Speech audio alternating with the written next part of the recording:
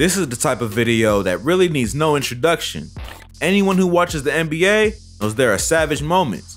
Players talking trash, dunking on each other, stealing the spotlight. You get the idea. Here are some of the most savage moments in NBA history. Scottie Pippen and Karl Malone.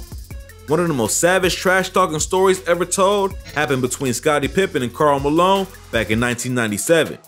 During Game 1 of the NBA Finals, the score was tied with just under 10 seconds to go. Utah was down to the wire in their first NBA Finals game ever, surrounded by a hostile Chicago crowd. If Utah could win Game 1 on Chicago's home court, it would transform the momentum of the series. Scottie Pippen was determined to not let that happen. According to Pippen, before Malone was about to shoot, he leaned over and whispered 5 words into the MVP's ear. What did you say to him to throw him off? I said, a mailman doesn't deliver on a Sunday. Often, the simplest trash talk is the most powerful. What Malone did next was a shock even to the man who has seen it all, Marv Albert. 9 seconds left. Oh, he missed the ball. Rebounded by Court. The mailman failed to deliver when he needed to most. The Bulls went on to win the game in dramatic fashion, and Utah went on to lose the series. Amari Stoudemire and Shane Battier. Sportsmanship is an important part of basketball, and most of the time, NBA players display it. But notice I say, most of the time. Sometimes, players take slightly different approaches, especially during the playoffs. One of the most blatant examples was in 2012 during round 1 of the NBA playoffs. Check out what Amari Stoudemire says to Shane Battier after Stoudemire fouls out of the game. Reggie Miller was quick to point this out on the broadcast, and so were thousands of fans. Look how he just shoves Battier out of the way, dunks over him, puts his hand down like he wants to help him up, and then takes it away. This one act enough didn't incur a penalty, but it definitely tarnished Stoudemire's reputation. In some sense, Battier got the better of the exchange too. If you watch carefully, you'll see him hoisting himself up on Stoudemire's shorts, without Stoudemire even realizing it. LeBron James. It turns out, it is actually possible to dunk on somebody so hard that you get called for a technical foul. It's almost like the referee is trying to protect the emotional health of the victim. Here's a clip of LeBron James back in his Miami days. The alley-oop dunk he's about to make is world famous, but what's less remembered is what happened right after. The officials gave James a technical for basically just looking at the guy he posterized. Taunting seems like a stretch, but no one can deny this insane play must have been humiliating. Bobo Marianovic. Imagine being so tall that you could touch the rim with your feet flat on the ground. There are only a handful of people to ever set foot on a basketball court who have been able to do that in real life. One of them is Bobo Marianovic. Marianovic is known for being quite a character, whether it's in interviews. Oh, feel amazing, you know, first time on TV. Hi mom, hi dad, hi family. I'm here in Dallas. Interacting with teammates or competing against his opponents. Back during his years playing for the Spurs, Boban once combined height with humor and pulled off one of the most unique taunts you'll ever see. Just so you know, that guy he was dunking on, that was Jeremy Evans. Evans is 6'9" and has a 7.5-foot wingspan. LeBron James again. Of course, it isn't just the dunks that can create savage moments. Sometimes it's the opposite. Check out this block LeBron inflicted on Thiago Splitter in the NBA Finals. Shoot, Parker, thread the needle. Oh, what a block from James! In something of a repeat of when he dunked on the Celtics, LeBron became so jacked about this play that he just stood still afterwards. This is more striking considering that the rest of his team was hustling back on offense. Maybe LeBron just stuns himself with his greatness now and then. Fortunately for the Heat, he wasn't called for a technical this time. James Harden. If you watch basketball at all in the past decade, then I don't need to tell you about James Harden's step-back three-pointers. I might still need to remind you about one in particular though. Obviously, the whole point of the step-back is to create space. Usually, that space is a matter of inches and fractions of a second. But during a home game against the Clippers back in 2018, Harden probably broke the world record for most space ever created. The most savage thing about this play is that Wesley Matthews didn't even try to get up. The moment he fell down, he knew Harden was gonna score. He also probably knew he was gonna be all over SportsCenter the following morning. Larry Nance Jr. Seems like these technical fouls for taunting aren't exactly consistent. Whereas LeBron gets called for staring at a guy for a couple seconds, Larry Nance Jr. gets away with, well, watch what he does after completely destroying Mason Plumlee at the rim. Nance left wide open, goes inside! On a rim crusher! Don't get me wrong, this was definitely a savage move, But somehow the fact that pretending to shoot another player didn't get called when LeBron's stink eye did doesn't sit right. That being said, LeBron was on the bench. He seemed pretty happy about the whole thing. Jarrett, Culver, and Robin Lopez. Speaking of taunting with your eyes, there's another example of a post-dunk stare down. Only this time, the victim of the dunk had a mini meltdown afterwards. Watch. Just so. Culver! Goodness! Take that, Robin Lopez! This seems like a huge overreaction by Lopez, but watch more closely and you'll see that Culver did actually say something to Lopez. It's not clear what he said, but it probably wasn't, "Good game, Robin. Sorry if I bumped into you there." Notice the announcers too. They immediately start lecturing Jarrett Culver about taunting. You don't do that. You don't do that. Right after they said this. Culver! Goodness! Take that, Robin Lopez! But whoever said announcers have to practice what they preach? LeBron James again. During Game 7 of the 2018 Eastern Conference Finals, LeBron James once again became immobile after completing a savage play. It seems like this is kind of a theme with the guy. Anyway, after blocking the hell out of Terry Rozier, LeBron not only didn't run back on defense, he didn't even move at all. Check it out. Green drives, misses. And a rebound against Boston with 3:20 remaining here in the third. The momentum has changed.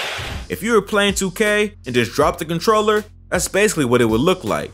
What's happening to LeBron? Is he really just that overwhelmed by himself? You'd think after what happened in that same arena several years earlier, he'd be worried about getting more technical fouls for taunting.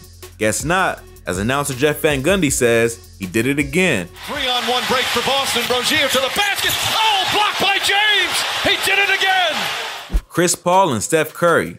When you fundamentally change the way the game is played, people are going to try to copy you. Some people do it as a strategy, but sometimes others do it as a taunt or a way to talk trash without words. That pretty much describes Chris Paul after hitting an insane shot over the man himself, Steph Curry. Steph has a knowing smile like, yeah, very funny. What is actually funny is how dead serious Chris Paul looks. The Rockets went on to lose the series in 7, so ultimately, Curry was the last one laughing. Ben Simmons and Jared Dudley. If you're Ben Simmons, it's probably a bad idea to make fun of somebody else for missing a 3, even if they miss it really badly. After Jared Dudley airballed a 3 against Philly in the playoffs, Simmons made a big show of roasting him for it. Dudley gave no sign that he even noticed. However, the following night, Dudley got another wide open 3. Watch what happens. Here's the 3 by Dudley, and look at the reaction. Yeah, what's up? What's up, Ben? Okay. Some people noticed that he didn't actually recreate Ben Simmons' gesture quite right, but it didn't matter. The meaning was very obvious and shut Simmons up for the rest of the series. Yusuf Nurkic and Markieff Morris. We've seen a lot of dunks so far on this list. Well, here's a layup. This was nearly a decade ago, but it's still one of the most savage moments. Check out Yusuf Nurkic after he scores right on Markieff Morris's head. This was smooth and brutal, one of the better taunts I've ever seen, but Nurkic got a technical. Why? The announcer is quick to explain that you can't do that. You can't hand the ball off to a guy. Look at that. And that's going to be a technical on Nurkic. Can't do that. Can't hand the ball off to a guy. Why not? Isn't that kind of an important part of the game? So what if the guy happened to be on the ground when he handed it to him? Nobody really protested this call at the time, but when you compare some of these taunting calls, it becomes harder and harder to figure out what the rules actually are. Paul George. This is one of those highlights that you really just have to watch to understand. Like the announcers were trying to explain, George didn't even have to shoot this. Didn't matter. Throws it out to Paul George. No, it should have reset. No, I can't believe that. Fortunately, you know why Paul shot it? The shot clock should have reset. It hadn't reset. And when he looked at it, he let it go.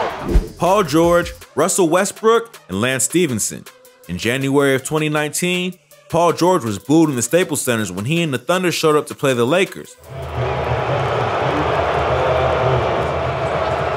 This was a big mistake by Laker fans.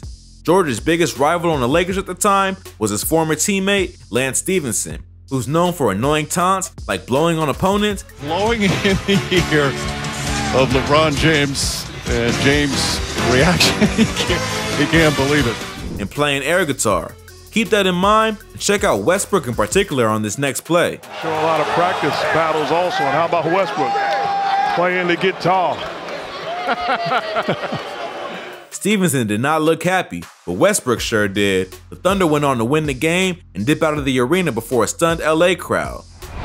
Kawhi Leonard. Kawhi Leonard is a great example of why it pays to have huge hands. Imagine if you could palm a basketball like it was an apple. You can see how that might give you an advantage. Well, here's an absolutely brutal example of just how big that advantage can be. Oh my goodness, another steal. Leonard is just picking the pockets of Ben McLemore, and Ben with another foul. Stealing the ball right out of Ben McLemore's hands 2 times in a row and getting 5 points out of it? Leonard was not programmed to show any mercy this game. Anthony Davis and the Ball family. Back when he was still with the Pelicans, not only did Anthony Davis block the crap out of Lonzo Ball, he did it right in front of his loudmouth dad, LeVar Ball. Davis knew it too. Watch him stare directly at LeVar in the stands right afterwards. Anthony Davis showing all facets of his game. This clearly wounded LeVar in a deep way, even when trade rumors began swirling that Anthony Davis, one of the league's top players, might come to LA. He had this to say. Do you think it would be cool if the Lakers did get Anthony Davis somehow? No. You don't think they need him? I got enough people. To be fair, that might have been because he knew Lonzo would probably get traded. If LeVar had suspected this, he would have been right. Just months later, Lonzo would be in New Orleans, and Davis and LeBron would soon be winning an NBA championship without him. Ouch. Kevin Durant and Drake. It's well known that Drake likes to sit courtside at Toronto Raptors games. Well, at least he did when they were really good. For a while, he was kind of like the Spike Lee of Toronto, a resident celebrity who was always beefing and jawing with the opposing team. Apparently, the Raptors even hosted a special Drake night at the arena every season. Who knows what this really even means, but in any case, they picked the wrong night to do it as far as KD was concerned.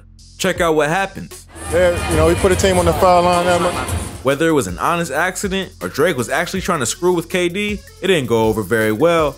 The reporter asked for a taste of what the trash talk was like, and he definitely got one. And this was Drake night here, and he's the one who just interrupted us. Give me a taste of what the trash talk was like, what the what the interaction is like with your buddy there. I don't give a damn about no damn Drake night.